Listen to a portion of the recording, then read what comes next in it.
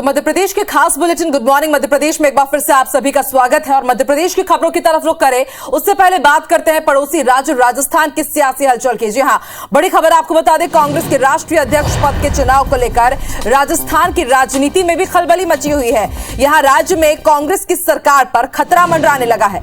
मुख्यमंत्री अशोक गहलोत खेमे के 80 से ज्यादा विधायकों ने अपना इस्तीफा स्पीकर सीपी जोशी को सौंप दिया है। सभी विधायक काफी गुस्से में हैं और विधायक इस बात से नाराज हैं कि अशोक गहलोत उनसे बातचीत किए बिना कोई फैसला कैसे ले सकते हैं। विधायकों का आरोप है कि सिर्फ 10 से 15 विधायकों की ही बात सुनी जा रही है, बाकी सबको नजरअंदाज किया जा रहा है। पार्टी हमारी नहीं सुनती है और हमसे सलाह लिए बिना ही फैसले लिए जा रहे हैं।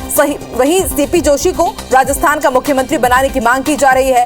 दरअसल कांग्रेस नेता राहुल गांधी इस बात के संकेत दे चुके हैं कि अगर अशोक गहलोत कांग्रेस के अध्यक्ष बनते हैं तो उन्हें सीएम पद छोड़ना पड़ सकता है। इस पर गहलोत के समर्थक निर्दलीय विधायकों के तेवर बदले हुए नजर आ रहे हैं। उनका कहना है कि अगर मन लायक फैसला नहीं हुआ तो राजस्थान में सरकार पर भी खतरा है।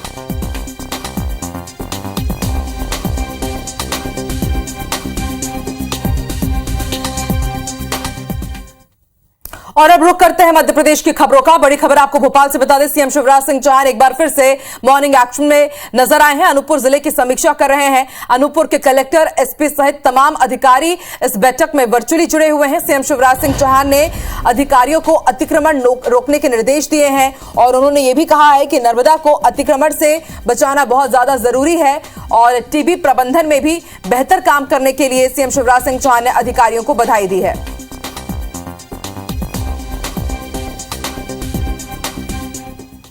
और ज्यादा जानकारी के लिए सीधे रुख कर लेते हैं भोपाल का। हमारे सहयोगी विवेक इस वक्त भोपाल से लाइव जुड़ चुके हैं। विवेक, एक बार फिर से CM Shivraj Singh Chouhan morning action में है। आज अनूपपुर जिले की वो बैठक कर रहे हैं। अभी तक इस बैठक में क्या कुछ हुआ है और क्या अहम कदम यहां पर उठाए जा सकते हैं? मुख्यमंत्री की मॉर्निंग मीटिंग में आज अनूपपुर जिला शामिल है और आज अनूपपुर जिले के अधिकारियों के साथ, जिसमें कलेक्टर, एसपी सहित तमाम अधिकारी मौजूद है। इस बैठक में मुख्यमंत्री शिवराज सिंह चौहान वर्चुअली जो है इन अधिकारियों से संवाद कर रहे हैं और सबसे बड़ी बात है कि अलग अलग जो योजनाएं हैं, सरकार की महत्वाकांक्षी जो प्रोजेक्ट है उसकी वस्तुस्थिति क्या है उस पर मुख्यमंत्री चर्चा कर रहे हैं। सबसे पहला विषय है जल जीवन मिशन का। जल जीवन मिशन की प्रगति की समीक्षा मुख्यमंत्री कर रहे हैं, जिसमें पूछा जा रहा है कि आखिर जल जीवन मिशन में कितनी जल जल योजनाएं, कितनी समूह जल योजनाएं अब तक कंप्लीट हो चुकी है लक्ष्य के अनुसार। इस सवाल के जवाब में जो जवाब आया है और खासकर पीएचई विभाग के जो इंजीनियर है उन्होंने जो जवाब दिया है उस पर मुख्यमंत्री नाराज नजर आए। उन्होंने बैठक में ही पीएचई विभाग के इंजीनियर से कहा है कि वो माफ़ी मांगे। इसके अलावा आवास योजना की समीक्षा बैठक में मुख्यमंत्री ने कहा है कि लक्ष्य से कम आवास बन रहे हैं, इसको जो है तेज़ी से किया जाए, इसमें हितग्राहियों को किसी प्रकार की कोई दिक्कत न हो। साथ ही ये भी मुख्यमंत्री कहा है कि कई जगह भ्रष्टाचार की शिकायतें आती है और इसलिए देखें कि आवास योजना में किसी प्रकार की कोई राशि हितग्राहियों से तो नहीं ली जा रही है। साथ ही मुख्यमंत्री ने अनूपपुर में नर्मदा नदी के दोनों तरफ यदि किसी भी प्रकार के अतिक्रमण को लेकर जो है स्थिति स्पष्ट कलेक्टर से मांगी है, क्योंकि पिछले दिनों जब मुख्यमंत्री अनूपपुर के दौरे पर थे तो उन्होंने कहा था कि नर्मदा नदी के आसपास किसी भी प्रकार का कोई अतिक्रमण नहीं होना चाहिए। इस पर भी मुख्यमंत्री ने जो है अधिकारियों से चर्चा की है। इसके साथ ही एक जिला एक उत्पाद योजना के तहत भी मुख्यमंत्री ने अधिकारियों से सवाल जवाब किए हैं कि आखिर इसमें क्या प्रगति है। साथ ही मुख्यमंत्री ने जो मुख्यमंत्री जन कल्याण सेवा सप्ताह जो चल रहा है उसके अंतर्गत अब तक कितने हितग्राहियों को इसका लाभ मिल चुका है, कितने हितग्राही नए आए हैं, इस पर कलेक्टर से जवाब तलब किया। तो अभी भी बैठक चल रही है और अब देखना होगा कि मुख्यमंत्री और किन किन विषय पर इस बैठक में चर्चा करते हैं, क्योंकि कानून व्यवस्था की समीक्षा अभी होना बाकी है अनूपपुर की। ठीक है, आप भी नजर बना के रखिएगा। बहुत बहुत शुक्रिया अपनी जानकारी के लिए। और आइए बात करते हैं आदिशक्ति के महापर्व नवरात्रि की।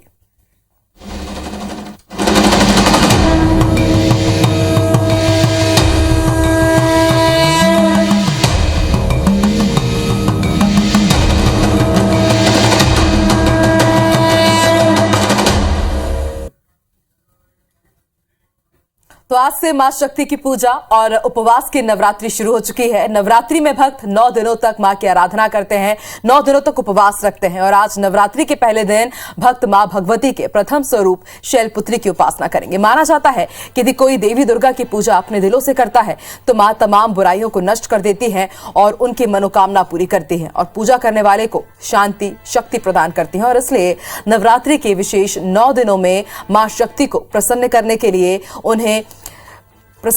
लिए 9 दिव्य दिनों के लिए उपवास का पालन किया जाता है। नवरात्रि का त्योहार शक्ति का त्योहार है और 9 दिनों तक शक्ति के स्वरूप मां दुर्गा की पूजा की जाएगी।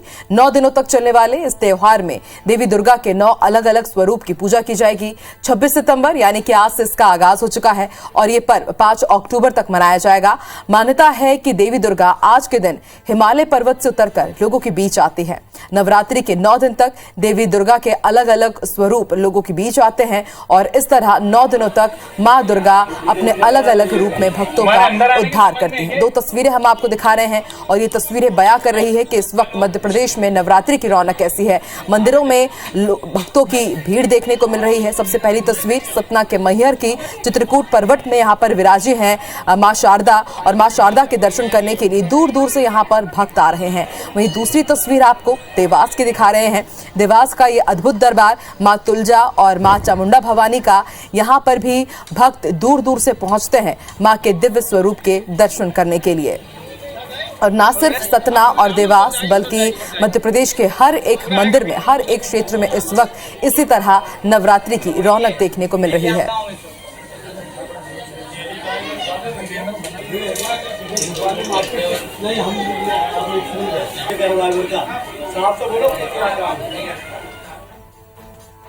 और चलिए अब आपको मां के दिव्य स्वरूप के दर्शन कराते हैं। भोपाल से हमारे साथ हमारे सहयोगी नीलम लाइव जुड़ गई हैं और मैहर से हमारे साथ हमारे सहयोगी मृदुल लाइव जुड़े हुए हैं। मृदुल, जैसे कि मैं देख पा रही हूं बड़ी संख्या में मैहर वाली माता के दर्शन करने के लिए भक्त यहां पर पहुंच रहे हैं। सबसे पहले नजारा दिखाइए तमाम दर्शकों को, किस तरह से इस वक्त मैहर में रौनक है।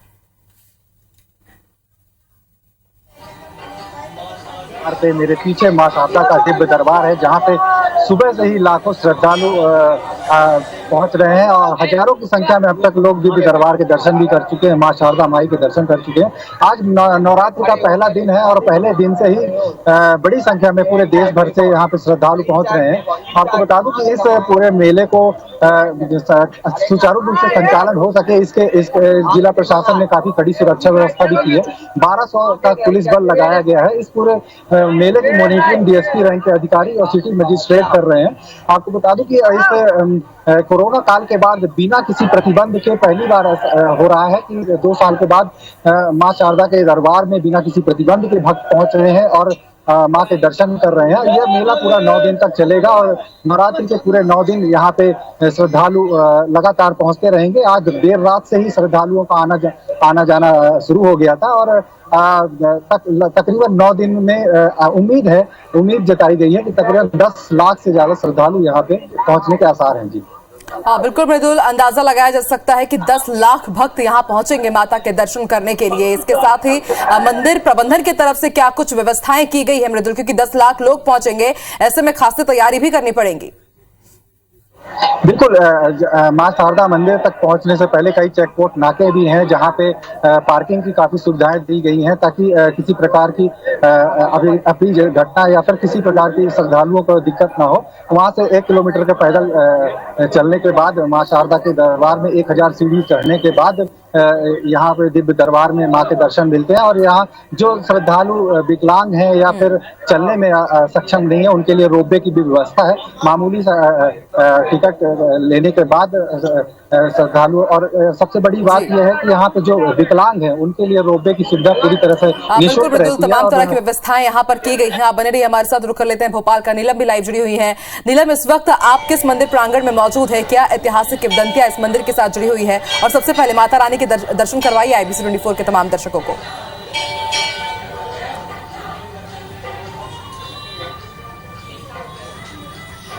जी आकांक्षा, इस वक्त में राजधानी भोपाल के बेहद ही प्रसिद्ध कर्फ्यू वाली माता मंदिर में, और हम सबसे पहले अपने दर्शकों को माता रानी मां भवानी की जो प्रतिमा है उनके दर्शन करवाना चाहेंगे। आप देख सकते हैं कि माता रानी का खास श्रृंगार किया गया है, गुलाबी रंग और गेंदे के फूलों से माता रानी का श्रृंगार किया गया है, चूना चढ़ाई गई है। और अगर हम बात करें उत्साह की, तो क्योंकि 2 साल बाद बिना किसी प्रतिबंध के लोगों को मौका मिला है, भक्तों को मौका मिला है कि वो पूरे जोश और उत्साह के साथ जो है नवरात्रि का पर्व मना सके। तो आप देख सकते हैं कि सुबह 5 बजे से ही माता रानी के दर्शन करने, उन्हें उनकी पूजा अर्चना करने के लिए, उन्हें जल अर्पित करने के लिए भक्तगण जो है यहाँ पर पहुंच रहे हैं और मंदिरों में बैठ करके माँ से पूजा अर्चना कर रहे हैं। हम यहाँ पे बात करेंगे, कुछ भक्तगण पहुंचे हैं। जी, नवरात्रि का पहला दिन है और 2 साल बाद पूरे धूमधाम से उत्साह से मनाने का मौका मिला। क्या खास तैयार है, कितना उत्साह है? जी, हमें बहुत खुशी है कि माता रानी का आशीर्वाद सभी को मिले।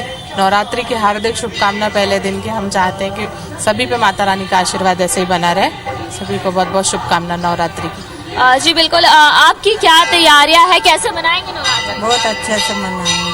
आकांक्षा, बहुत उत्साह है भक्तगण में, और ये आप देखिए मंदिर परिसर में लगातार जो है भक्तगण पहुंच रहे हैं ताकि पहले दिन माता शैलपुत्री की जो आज पूजा की जाती है, पूजा अर्चना का लाभ भक्तों को मिले और जो भी मनोकामनाएं हैं उनकी आज विशेष पूजा अर्चना करने के बाद पूरी हो जाए। हम यहाँ पे कोशिश करेंगे पंडित जी से भी बात करने की कि मंदिर में क्या कुछ खास तैयारियां की जा रही हैं, किस तरीके से आज घट स्थापना होगी और क्या विशेष जो है मंदिर में किया गया है।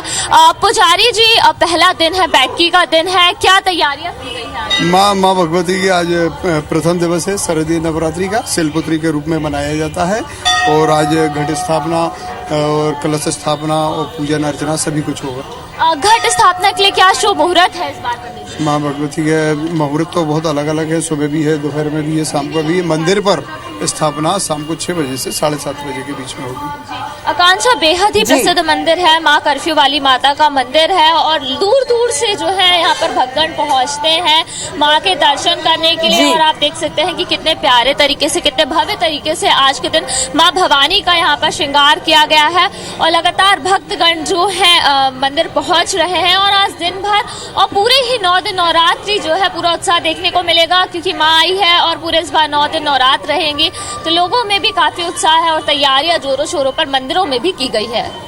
बिल्कुल नीलम, और मंदिरों की रौनक देखते ही बन रही है। पंडाल सज चुके हैं और भक्तों ने भी पूरी तैयारी कर रखी है अगले 9 दिन माता की भक्ति करने के लिए और इसकी तस्वीरें लगातार IBC 24 अपने दर्शकों तक पहुंचाता रहेगा। फिलहाल मृदुल और नीलम, आप दोनों का शुक्रिया पूरी जानकारी देने के लिए और माता रानी के दिव्य दरबारों के दर्शन कराने के लिए।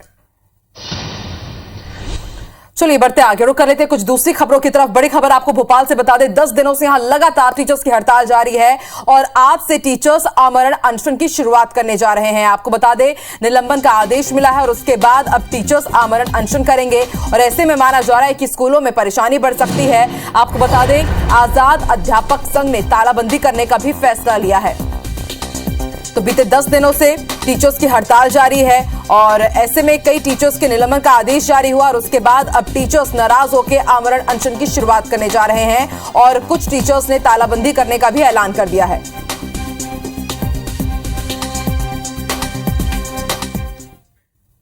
और अब बात श्योपुर की, जहां के चैनपुरा गांव को बहिष्कृत कर दिया गया है। जी हां, दरअसल गांव के लोग दूसरों के यहां खाना खाने जाते हैं और फिर वहां पर पत्तल भी उठाते हैं और इसी बात को लेकर 32 गांव की पंचायत की बैठक की गई जिसमें गांव को बहिष्कृत करने का फैसला लिया गया और इस फैसले का सुठारा ग्राम पंचायत सचिव रामलखन ने खुद पढ़कर ग्रामीणों को सुनाया। अब पंचायत सचिव का फैसला पढ़कर सुनाने का वीडियो सोशल मीडिया पर वायरल हो गया है, लेकिन पंचायत सचिव के फैसले पढ़ने को लेकर कई सवाल खड़े हो गए हैं। वहीं मामले में वरिष्ठ अधिकारी चुप्पी साधे हुए हैं।